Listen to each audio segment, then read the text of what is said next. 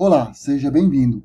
Nesta aula de hoje nós iremos fazer um breve resumo sobre a história da computação, sobre a história da informática. Nós iremos ver que o computador não foi um equipamento criado da noite para o dia. É um equipamento que foi desenvolvido ao longo da história, ao longo de muitas invenções, de muitos inventores que foram contribuindo para chegar ao equipamento que nós temos hoje, o computador que tanto nos ajuda no nosso dia a dia. O primeiro equipamento utilizado para se fazer cálculo foi o ábaco, lá mais ou menos pelo ano de 5500 a.C. Por volta de 1638, nós temos a régua de cálculo. No ano de 1642, Blaise Pascal criou uma máquina que é considerada a primeira calculadora mecânica. O pai dele era um coletor de impostos, então ele criou essa máquina para ajudar o pai dele no trabalho de descontar as quantidades de impostos recebidas. Em 1810, Jacquard, o nome dele, José-Marie Jacquard, criou um tear automático. O pai dele era um artesão que fazia tecidos e cobertores, naqueles tear antigo, aqueles teares enormes, onde tinha aquele monte de linha que você passa um fio para baixo, passa um fio para cima, depois desce, aí passa um negócio lá para frente. Então, ele vendo todo o sofrimento e dificuldade que era isso, ele criou um tear automatizado. Através de cartões perfurados, ele utilizou o sistema binário, que inclusive é a base do funcionamento dos computadores até hoje. Então, com esses cartões perfurados, ele conseguia automatizar o tear. Então, foi uma das primeiras máquinas automáticas que se tem conhecimento. Em 1922, Charles Babbage criou uma máquina que era também uma calculadora, só que calculava cálculos diferenciais, tabelas de logaritmo, já era uma calculadora mais sofisticada. Em 1846, George Boole, que era um sapateiro, criou a álgebra booleana, que é muito utilizada hoje em eletrônica digital. Em 1890, Hermann Hollerith criou o primeiro computador a receber programação da história, que foi utilizado para automatizar o censo nos Estados Unidos daquele ano. O censo dos Estados Unidos, que gastava em torno de, se não me engano, em torno de 10 anos para ser feito, com essa máquina dele, passou a ser realizado em 2 anos e meio. Tá? Então foi uma máquina que trouxe um grande avanço para a época. Na Segunda Guerra Mundial, os aliados, que eram quem estava lutando contra os nazistas, sempre conseguiam capturar as mensagens dos nazistas. Só que tinha um problema.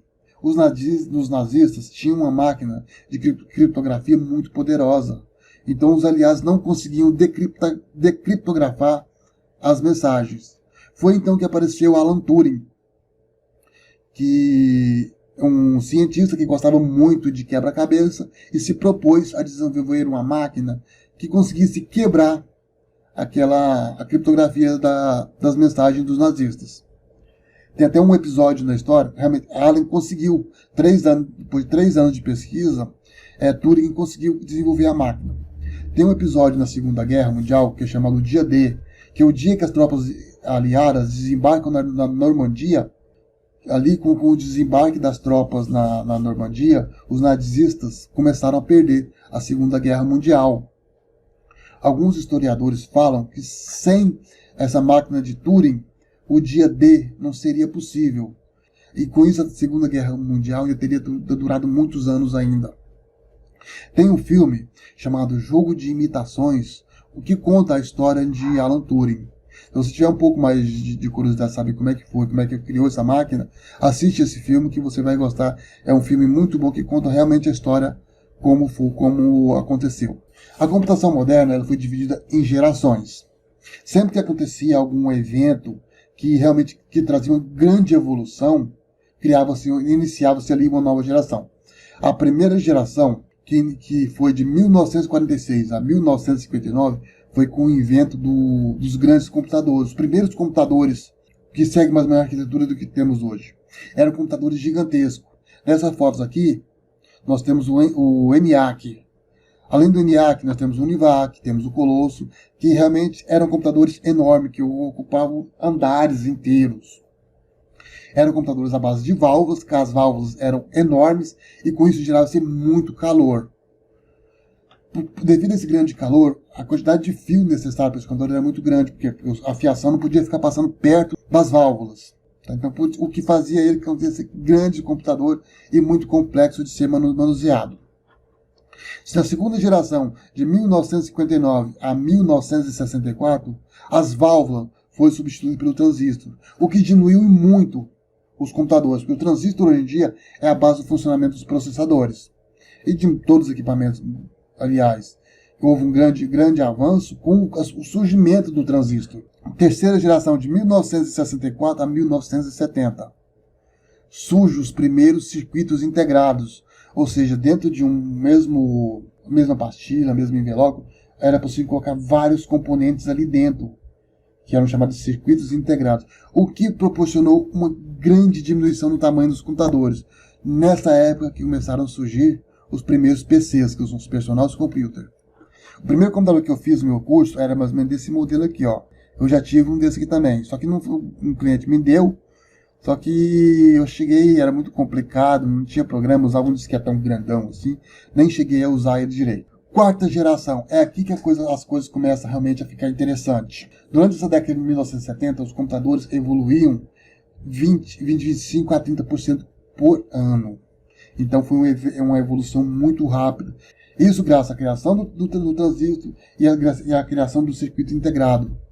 Surge a Intel, que é uma grande da tecnologia hoje. Transistores dos processadores chegam a milhões. Como eu te disse, a base de funcionamento do circuito dos equipamentos são os transistores. O processador dos computadores, existe milhões de transistores ali dentro, tá? O que trouxe um grande avanço. Surgem os supercomputadores. Um dos supercomputadores hoje em dia no Brasil, um dos mais famosos, é o Tupã, que é responsável por fazer previsões meteorológicas. Surgem computadores, os primeiros computadores igual esse aqui, o Altair, que já são computadores mais sofisticados. Com isso, vendo isso, surgem 4 caras, que realmente eles fizeram a diferença, eles fizeram acontecer. Esse cara aqui, Steve Wozniak, Steve Jobs, acho que você já deve ter ouvido falar de Steve Jobs, que criaram a Apple. Do outro lado, em paralelo, na mesma época, temos Paul Allen e Bill Gates. Já deve ter ouvido falar de Bill Gates também, que criaram o Windows. Na verdade, a proposta não seria bem criado, mas se eu for entrar em detalhes aqui, eu vou alongar muito. Existem alguns filmes que, pode dizer que eu gosto muito de filme, que você pode assistir para você ver realmente a história deles. Se você não quiser ler na internet, assistam os filmes, que são Piratas da Informática, que são os Piratas do Vale Silício, que conta a história de Bill Gates e Paul Allen, que é um filme de 1999, Steve Jobs, de 2010, de 2011, e Jobs, de 2013. São filmes muito bons que realmente contam a verdadeira história por trás da Apple e da Microsoft. Quinta geração. O que nós podemos esperar da quinta geração? Que, como eu disse, para que uma nova geração, uma geração possa ser encerrada e outra possa dar início, é necessário que se tenha um grande evento que revolucione o mundo da tecnologia. Então, por enquanto, nós só temos especulações, não temos nada em concreto sobre isso. Mas os boatos falam muito sobre biochip. Eu tive 2 anos atrás, em Belo Horizonte, num evento chamado BH Hacker, se não me engano, onde eu conheci o Rafael, que foi o primeiro brasileiro a implantar um biochip. Com esse biochip, ele tinha acesso a várias coisas, todas as informações que estavam contidas nesse biochip, só que foi um assunto que não foi para frente. Temos a realidade aumentada, que é o fato de você ter uma imagem e você coloca virtualmente algum elemento naquele cenário. Temos a realidade virtual, que hoje em dia é usada muito em jogo.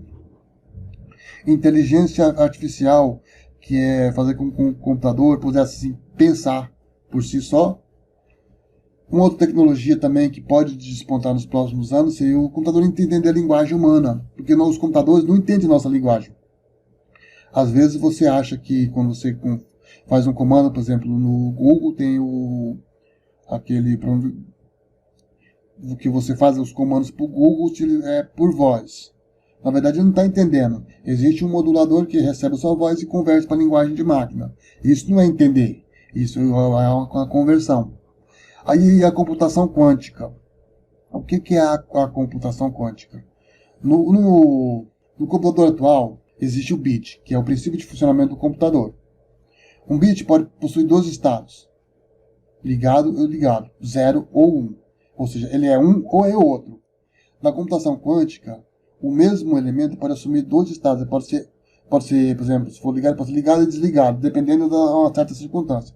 É um negócio meio complicado, que não vamos entrar muito em detalhe agora não. A IBM está desenvolvendo, já está em teste. Esse computador aqui é um computador da IBM que já está em teste, mas não existe previsão se vai realmente vingar essa tecnologia, porque é muito complexo, existem muitos problemas a serem resolvidos ainda.